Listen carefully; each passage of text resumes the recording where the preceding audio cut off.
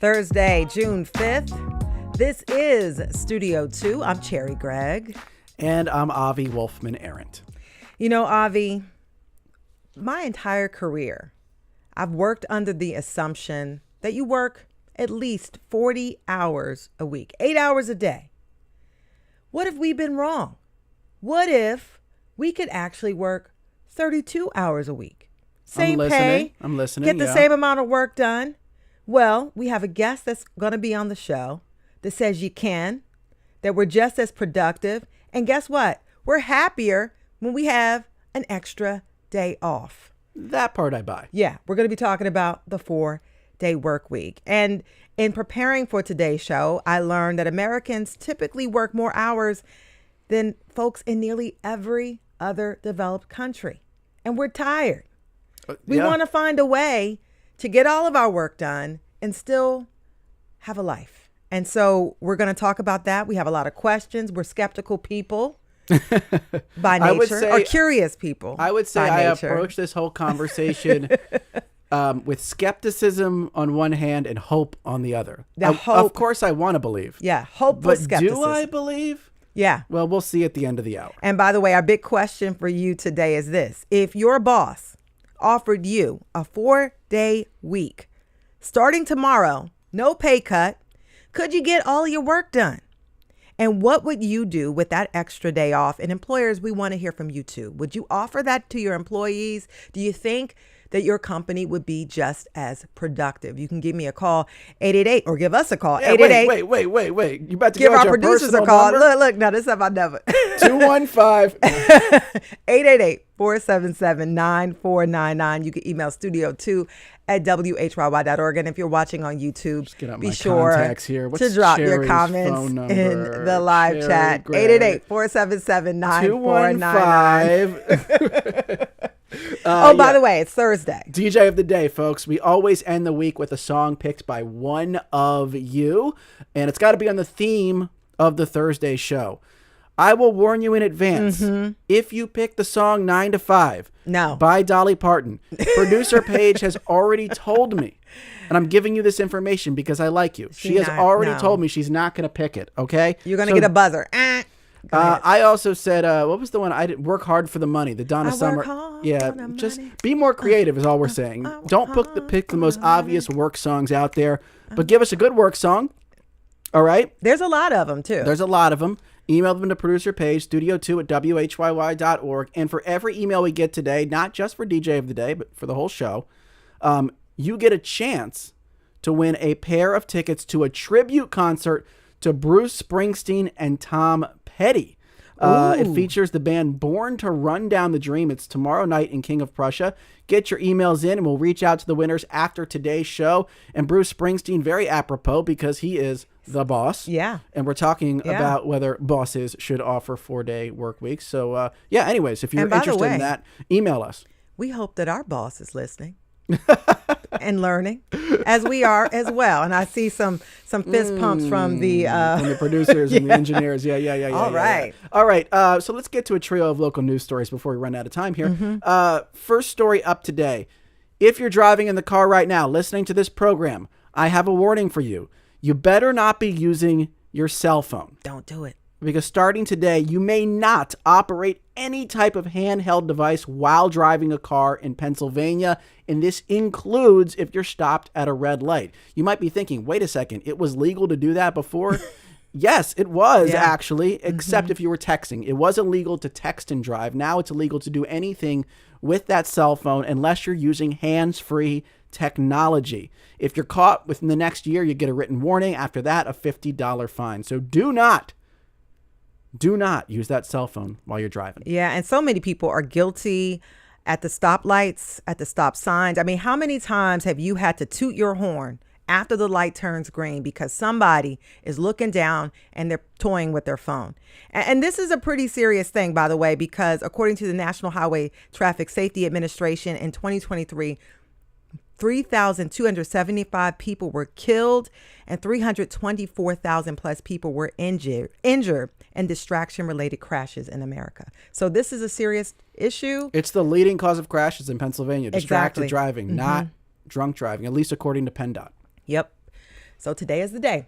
Yep. And Get off your phone and go out to a street festival. Yes. Enjoy life. Yes. The Odunde Festival will celebrate its 50th anniversary this Sunday. And if you have never heard of Odunde, let me explain. It is the country's largest African American cultural street festival, and it attracts hundreds of thousands of people from all over the region and all over the country, actually. It takes over 15 city blocks and is centered around the west side of South Street, just on the edge of Center City, Philadelphia. It is run by CEO Ocean Boomy Fernandez West. Her late mother, Lois Fernandez, co-founded the festival back in 1975. Boomy was a baby, okay, at the very first Odunde. She took over when she was 20, and her son, who is 20 now, is now been named the COO. It's like a family business. It's a family business, and let me tell you, it has become an economic powerhouse for the city. It brings about $30 million worth of economic impact in just one day. So it's huge. And by the way, if you're watching on YouTube, we have a little video from, I've gone every year for the past 15 years that I've been in Philadelphia. If you take a look and listen on the radio, you'll see and hear the culture all around you.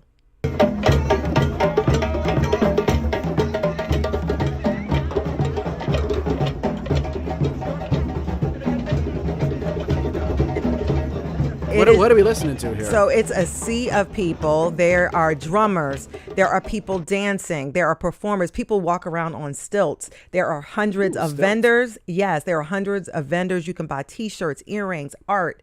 There's food vendors. Seems like you like Odunde. I do. And there's parties in the street. I love that. And yeah, you can get like frothy drinks. It's just a ton of fun. You can bring your grandma. You can bring the kiddos. It's great.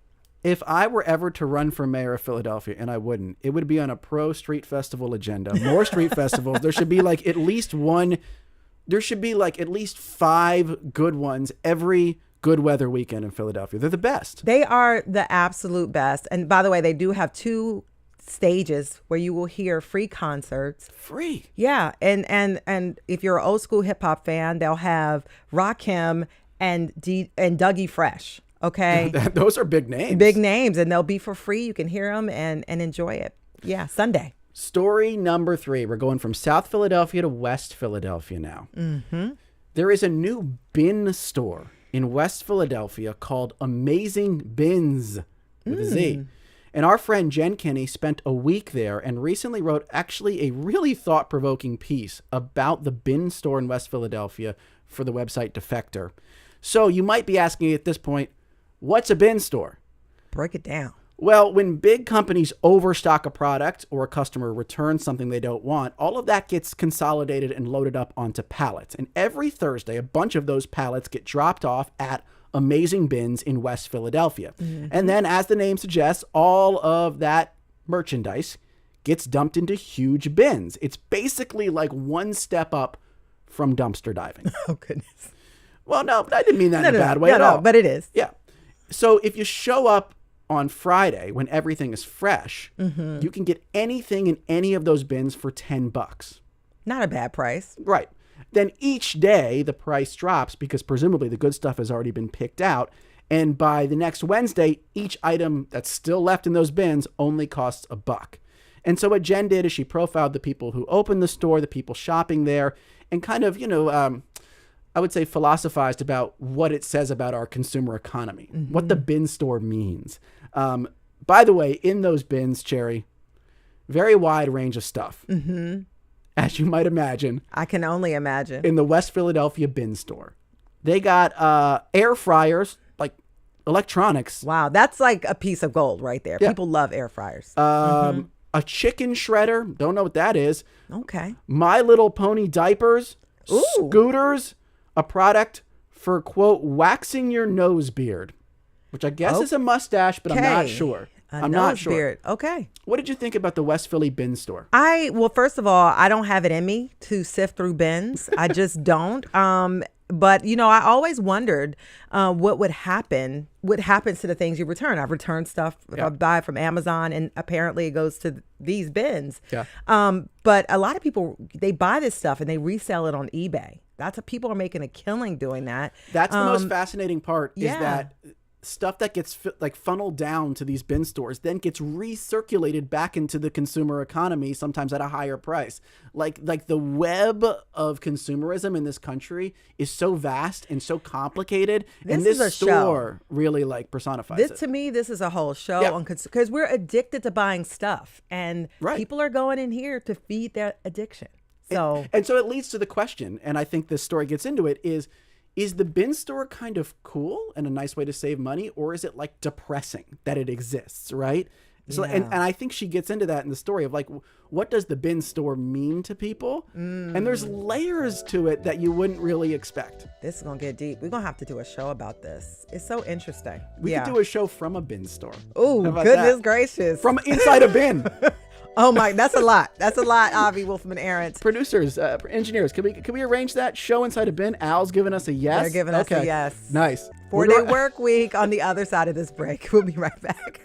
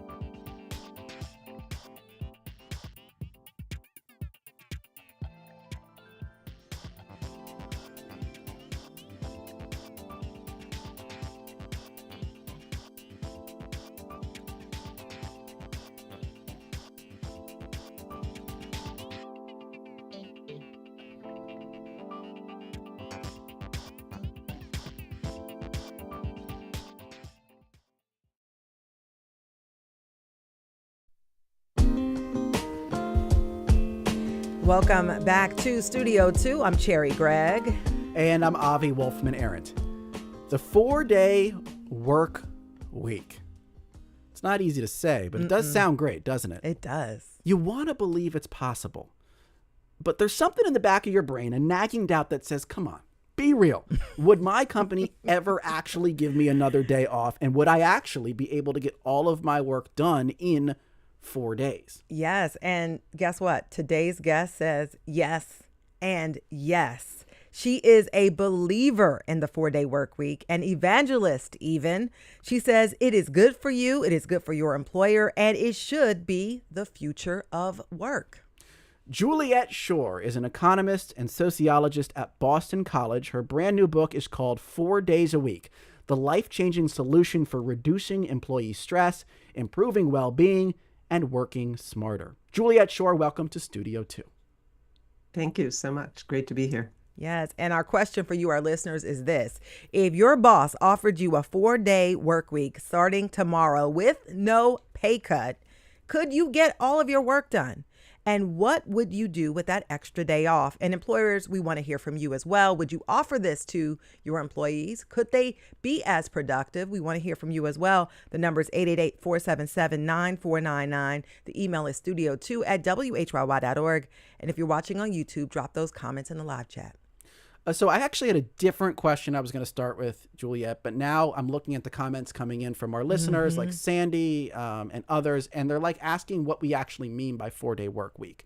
And so what you're trying to study, and I want to make sure we all understand this, is not necessarily working 10 hours a day, 4 days a week, but actually working 4 days a week and working fewer total hours. That's what I think you're most interested in, right? As an object of study.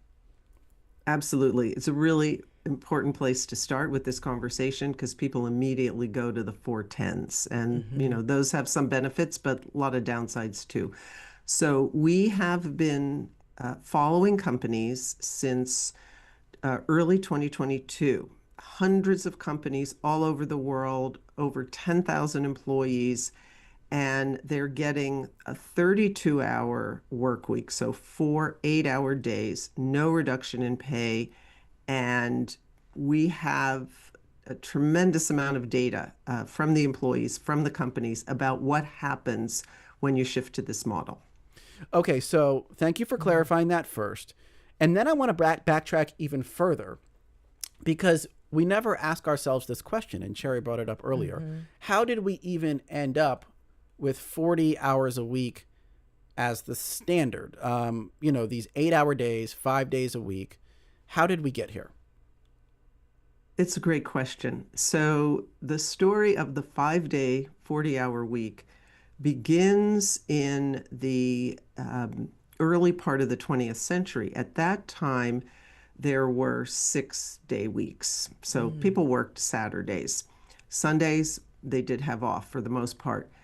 One of the things that was happening was that Jewish people were starting to move towards Sunday as their Sabbath because so many people had to work on Saturdays. There were a lot of garment companies owned by Jewish owners, and they were also shifting in that direction. So a group of Orthodox rabbis who really did not want to give up the Saturday as the Sabbath began agitating and organizing to keep this and to go to a 5-day week so that they could keep their folks Give with the Sabbath give the on Christian Saturday. workers the Sabbath on Sunday, but then they could keep the Sabbath on Saturday.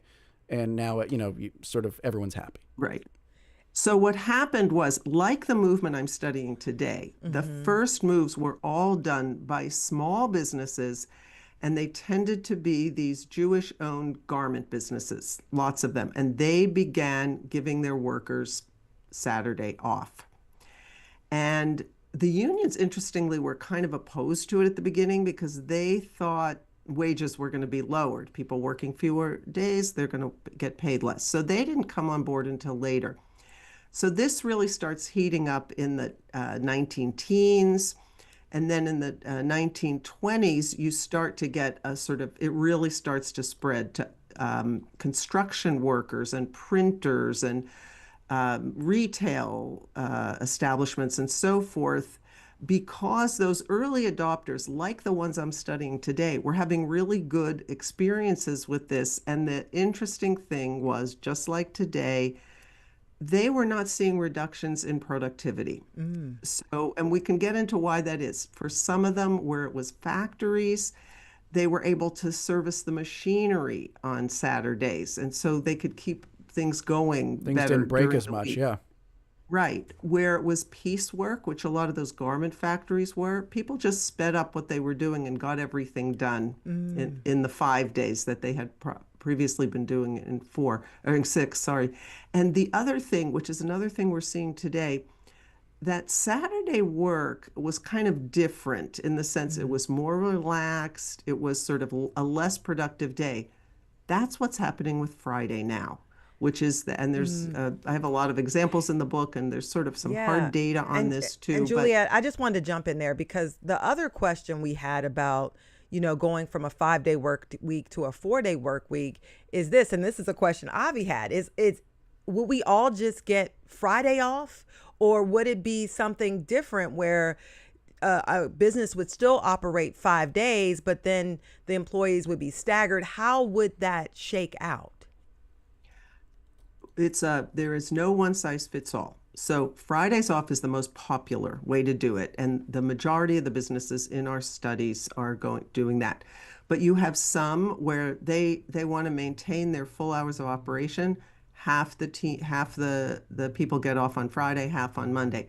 Some people take Wednesdays. Some have a rotating day. Some allow people to take off whatever day they want. So The model is totally flexible that way, in that it really has to fit the circumstances of the business. I mean, we've got healthcare organizations, we've got restaurants, we have like residential care facilities. So in these studies, so some of them are 24/7s, and they figure out how they can do it. If you're already operating outside of that 40-hour time slot, you're already sort of doing something different, and this is just another way to do that. And one of the things you talked about is that people are still able to get all their work done, the 40 hours worth of work done in 32 hours.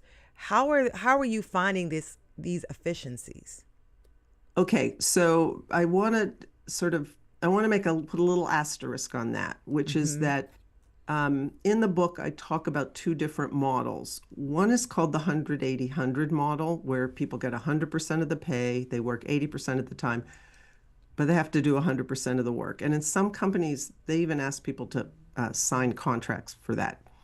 The second group is the 100-80-80s, and I'll get to them. That's more, and I think we're going to talk with a healthcare a hospital chain, and they're doing things a little bit differently. But let's stick with the 100-80-100s. Those are the most of them. I think the most important thing to understand is that this is not primarily about individuals figuring out how can they get all their work done in 4 days. It's a whole organization reset. And in the trials that I've been studying, there are 2 months of what we call work reorganization. So the organization or the company comes together and spends a couple of months figuring out, what are we doing that is wasting time? Mm-hmm. So meetings are a huge part of it. I mean, they're just way too many meetings, take too long, too many people have to go to them. They figure out how to give people more focused time. So with fewer distractions, they're better able to get their work done.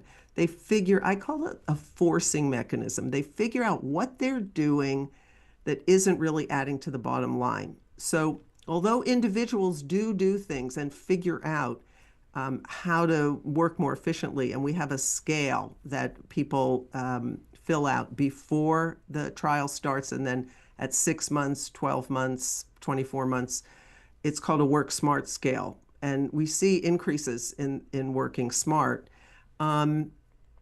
But it's primarily because the culture changes, the organization changes, and they figure out together how to do it. Mm-hmm. In the manufacturing companies that we have in our research, they sort of go through every step of what they're doing, and they figure out, well, we could do this in this order, right, or we could change this up. We could get a new machine. Let me just bring in a few comments here, and we want to hear from you out there. Anno on YouTube says, as it stands, my weekend days are a mix of chores and trying to relax. If I had an extra day, I could dedicate 2 to chores and 1 to rest, and I believe I would experience less burnout at work. I never fully catch up or fully relax on weekends. Yeah. Email from Maura. This is a good one. I would give my left foot for a 4-day work week. As a single mom, it's tough to be able to balance 5 days of full-time work, my kid's schedule, plus all the other household duties. 1 extra day would make my life a million times easier and less stressful. Would love to hear from more of you. Studio2 at WHYY.org, or give us a call, 888-477-9499. Before we bring in the company that you alluded to earlier, Juliet, I wanted to ask you a question based on what you were just talking about. It's the obvious question. You mentioned it in the book. If you can find all these efficiencies to allow the company to get the same amount of work done while everyone works less, why not just keep a 5-day week and implement those efficiencies and get even more done, supercharge your productivity? Why not? Why not do it that way? It's such a great question. I asked quite a few people in the research why. It was the first question that I got asked when I did my TED Talk rehearsal by the head of TED. There are 2 pieces to it. One is what one of the people I interviewed told me, which was that they're just too busy keeping their head above water. They just don't. They can't find the bandwidth to do it. Now, that's not a very good answer, and I don't think it's the right one, because you should be able to do that. The second one is, these companies are asking for more from their employees. in various ways, although we also measure work intensity and it barely goes up. So it's really not a speed up. But if you came to your workforce and said, "Oh, we just want to make you more efficient and more productivity in 5 days," and you weren't offering them more money or something. There's no carrot. There's no tit for tat there. Right. It's sort of, are they going to do it? Why are they going to? This is what gets the buy-in. And people it love motivates the these employees companies. to do it. And they feel they've been given a gift. I have a whole discussion in the book about the reciprocity. It is a reciprocity. And we've got, those people who wrote into you that you just read, they could come straight out of the pages of my book. We've got, we measured like how much more money people would have to get paid to go to back to a 5-day week, and something like 13% say no amount of money could ever entice me. Wow. And by the way, Domi R on YouTube said there will never be a 4-day work week because the sole responsibility of employees is to increase its profits for shareholders. So Domi R is very skeptical. And so that's why we wanted to hear from someone local who has shifted to a 4-day work week. So we're going to bring in Jenny Gilland, a clinical director of infusion service at Fox Chase Cancer Center. They have implemented the 4-day work week for nurse managers. Jenny, welcome to Studio 2. Hi, thank you so much for having me. So Jenny, tell us, how did it work at your company? Like, who got to do this 4-day work week and how did you roll it out? Yeah, so we had new CNO leadership about 5 years ago, and shortly after she came, she was really looking to be progressive and understood that nurse managers and leaders, we experience a lot of burnout. So 5-day work week, a lot of these units run 7 days a week, 24 hours a day. So she, like you mentioned, you were just talking about, it's a gift, gave us this gift and said, figure it out. And we did. All right, so you figured it out. You're getting your work done, Jenny, and the same amount of work. You're getting it all done? All done. And more, probably. And more, probably. How? So how more? Give me the more part of it. Like, how do you, what, now that you look back at what you were doing before when you were working 5 days, how do you explain how you get all that done in 4 days, maybe even more? I think that, that ability to be home that extra day makes us as a team more productive at work, because you have to get your things done within the 4 days if you want to be off that extra day. And also, when I am off, it doesn't bother me to answer an email or to hop on a quick call if needed, because I'm just so grateful to not be in the office that day. Yeah. Question. So what changed in how you structured the coverage, the type of works that you do, communication? What shifted to make that something that was very feasible and streamlined so that folks could have that extra day off? I think, and you guys had mentioned this earlier, it's all about the culture. You all have to be in it together to make it work, because you need a clear coverage plan. A lot of us, so I am a director, I have a manager, an assistant nurse manager. So we rotate the day based on what's going on in our calendars. We make sure to not take the same day. We really communicated with our staff, like this is a new thing we're rolling out. And so the staff had buy-in. We wanted the staff to know that even though we're not there every day, you are supported. Someone is there for you. All right, Jenny, I run a competing healthcare facility. I would love to have you on my team. What do I have to offer you to get you to work 5 days a week for my company? What type of pay raise would I need to give you? Would any amount of money lure you away at this point? No, not right now. I have 3 children. I'm a working mom, and that's how I recruited the managers that work under me, is to offer them this 4-day work week. I don't know. You'd have to give me $100,000. I don't have the money. Dang it. And Jenny, real world though, what are you able to do now? You mentioned you're a mom. What are you able to do now that you couldn't do when you had to work 5 days a week? Yeah. So in talking back to efficiency, I schedule all the appointments I need to for my family on that day. So I'm not leaving work early. I don't have to come in late all the time. I can succinctly work my day when I'm there to be fully present. It's just and you guys were mentioning earlier, and I'm able to relax on the weekends. Because A you have lot of that the stuff third on- day. Yeah. Yeah. Oh, must be nice. Jenny Gilland is a clinical director of infusion service at Fox You Chase give us Cancer hope. Center. You're giving us hope. Jenny, thanks so much for hopping on the show today. Thank you so much for having me. Okay, so I have so many questions based off of that, and I know we have callers and commenters, and I'm going to get to some of them. But, okay, so Juliet, you brought this up in your research, that a lot of people take that extra day and they do things like schedule doctor's appointments, maybe go to the accountant, whatever. It seems to me that that would only work in a world where some people are working 5 days a week because the doctor's office is open, the accountant is taking clients. Like, I wonder how durable that impact is if indeed more and more people adopt that 4-day work week and it becomes closer to the standard. Yeah, I mean, certainly if you have those sort of client-facing businesses that aren't open on the day that everybody else is off, that's not going to work. But I mean, that's something you could figure out. So you could have rotations and so forth. I think that's, in a way, once we're really farther down this path of moving toward a 4-day. I mean, I think one of the big questions would be, is this going to be like the current setup where we have those 2 days that everyone has off or not? One interesting thing in our findings, I mean, we have like 20 different well-being measures that we follow, and all of them show improvement. But one thing we asked was, if people have 3 consecutive days off, do they get even more improvement than if, say, they had the Wednesday off? Turns out the answer is no. Oh, wow.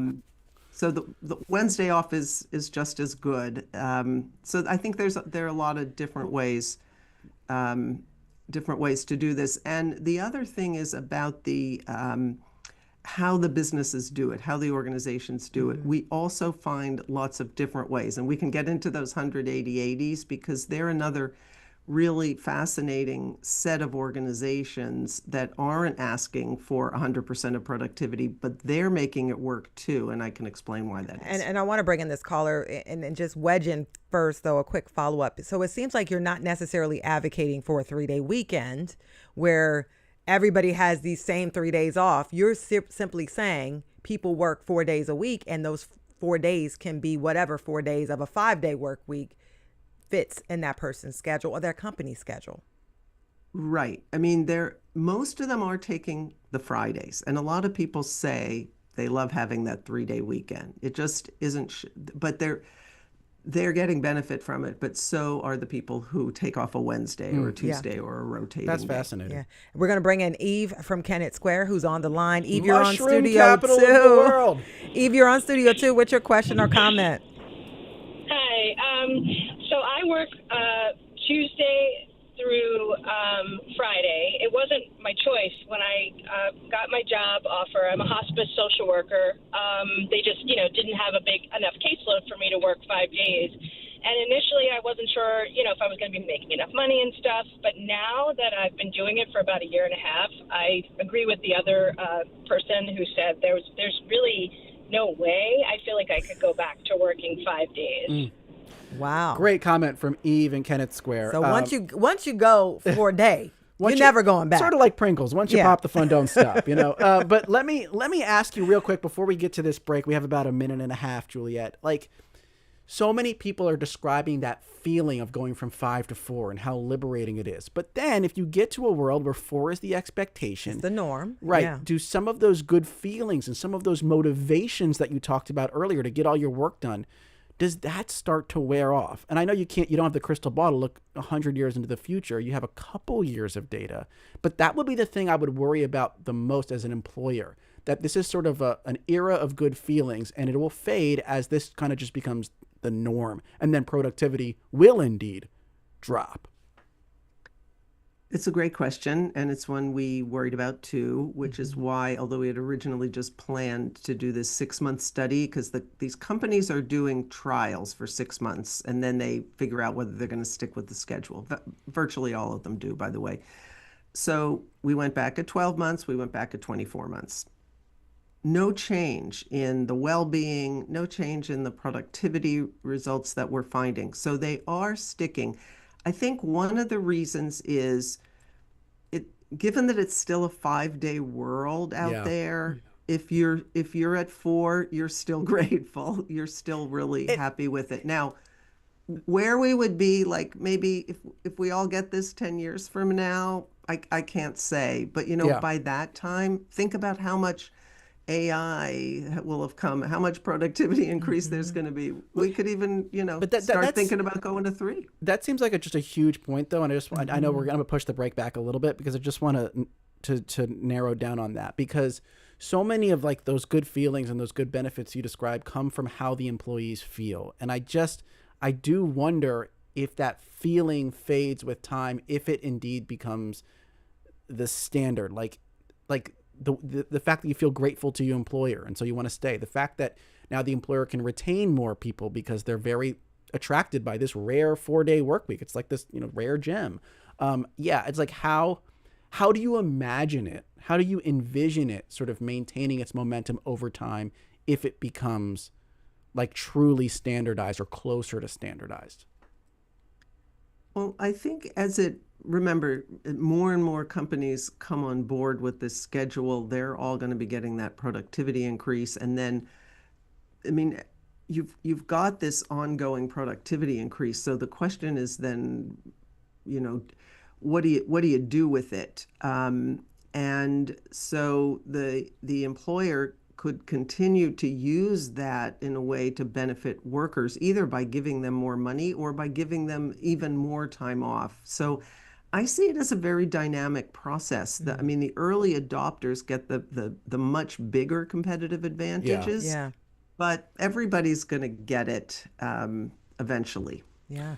And then I guess on the other side of this break, we have to talk about what's in it for the employers, because that's what Roni brought up, was this idea of like, why would they be into this? And you do answer that in the book. Yeah, and I also want to talk about artificial intelligence. You just brought that up. That is going to be a big issue, could bring more efficiencies, but there's a lot of fears behind that too. So lots of comments to talk about on the other side of the break as we continue our discussion, a 4-day work week. We'll be right back.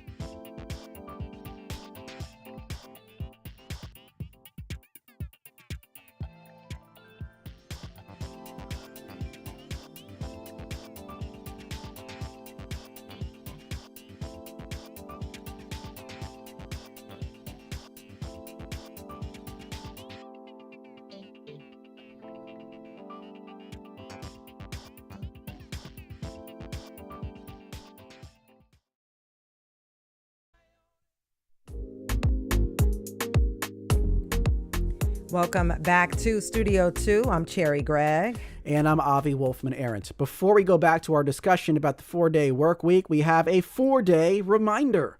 Beginning next week, we will be live on Mondays, in addition to our Tuesday through Thursday lineup. That's 1 extra hour a week of our show right here on WHYY, and our expanded video live stream, which includes YouTube, Facebook, and TikTok. Yay! Make sure to follow and subscribe to WHYY on those platforms to catch the show on whichever one you like best. And again, reminder, it's this coming Monday, June 9th. Mark your calendars to join us for our very first Monday show. And of course, every Monday at noon after that. So now back to our topic for today, the 4-day work week. We have Juliet Shore with us. She's an economist and sociologist at Boston College. Her brand new book is called 4 Days a Week, the life-changing solution for reducing employee stress, improving well-being, and working smarter.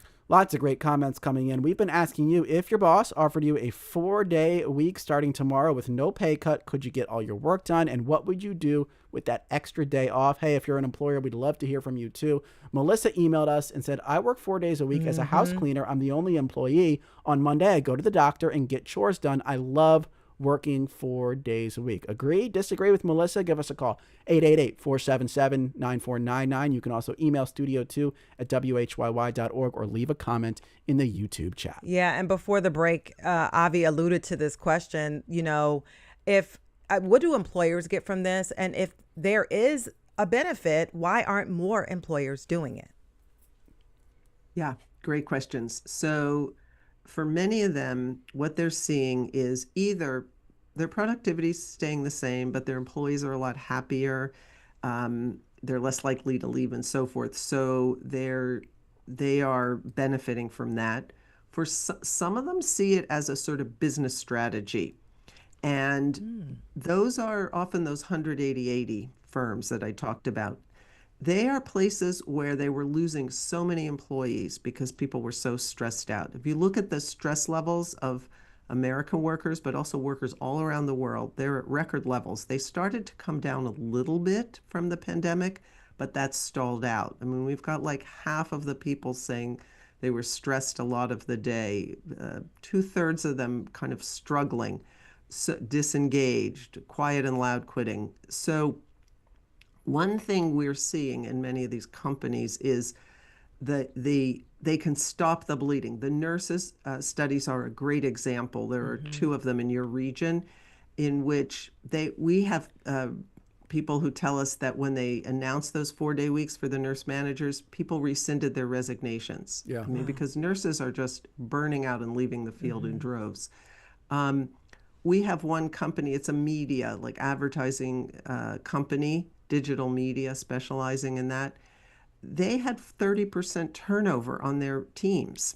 And when they put in the 4-day week, 0 turnover. Nobody leaves. But my follow-up to that is, the pandemic was very stressful for everybody. I mean, the great resignation touched all sectors. A lot of that has slowed. So once things return or get closer to normal, what is the business case for employers when overall the world is just a little bit less stressed? Is that incentive to switch to the 4-day work week still there? So the quits are still running at high levels compared to the past. So they're not where they were at the peak of the Great Resignation, and unfilled vacancies are not where they were, but they're still really high and the stress levels are really high. And what we are learning is that, number one, those well-being impacts have a really strong relationship to people's productivity, so that when they report higher well-being, they also are displaying this big jump in productivity that comes from the beginning pre-trial, where we measure people's productivity. Now, these are self-reports, but then to 6 months later, and then 12 and 24.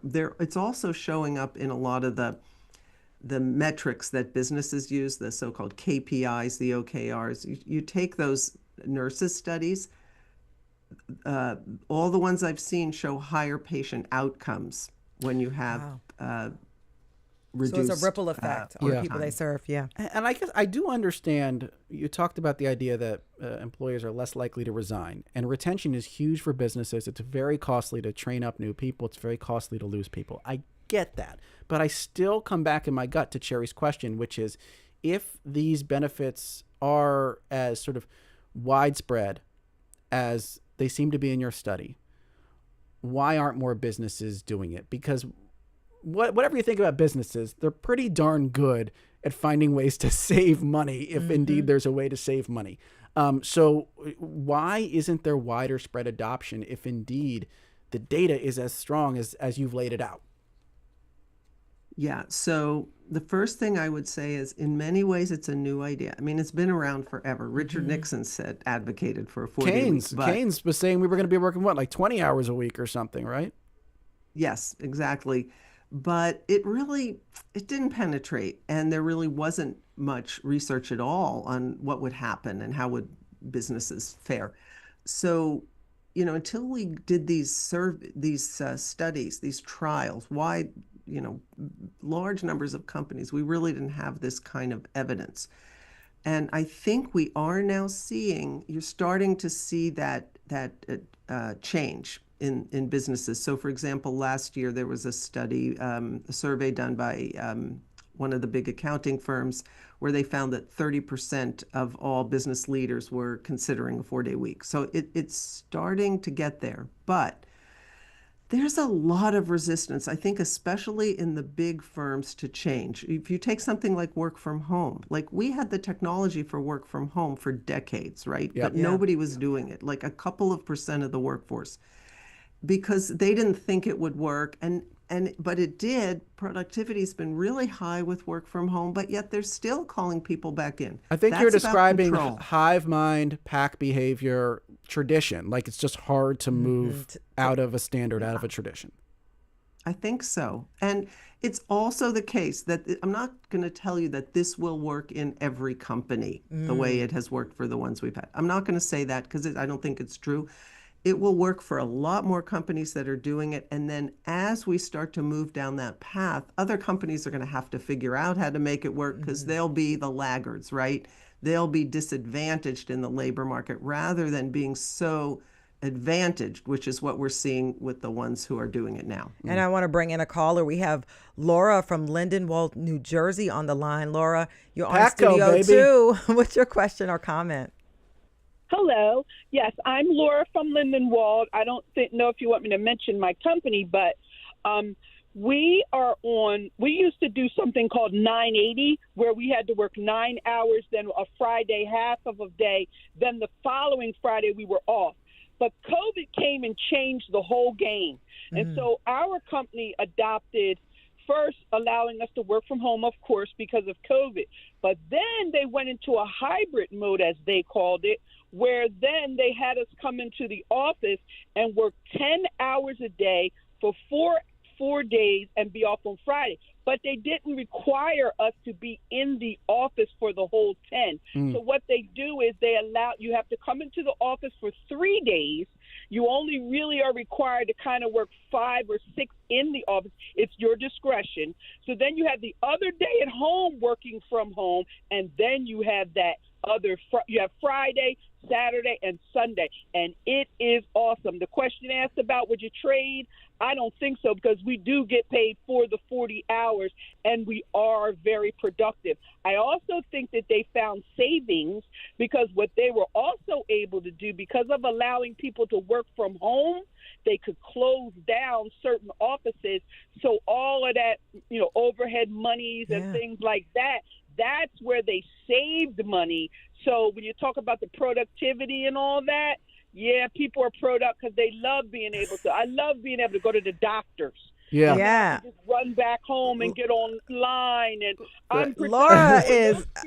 I can Laura, feel we your can happiness feel emanating. your joy from working. Thank you so much, Laura. Could I just ask a real quick follow-up, though, because some people are still skeptical, Juliet. This is Lawrence sent us a comment. Jacques Chirac of France, was the president of France, pushed through a 32-hour work week thinking it would increase employment. Failed. Think about the wasted opportunity in healthcare, specifically hospitals not open 2 days a week. Why not drive efficiency by having 7-day work week with 3 days off, where you have the opportunity to rotate?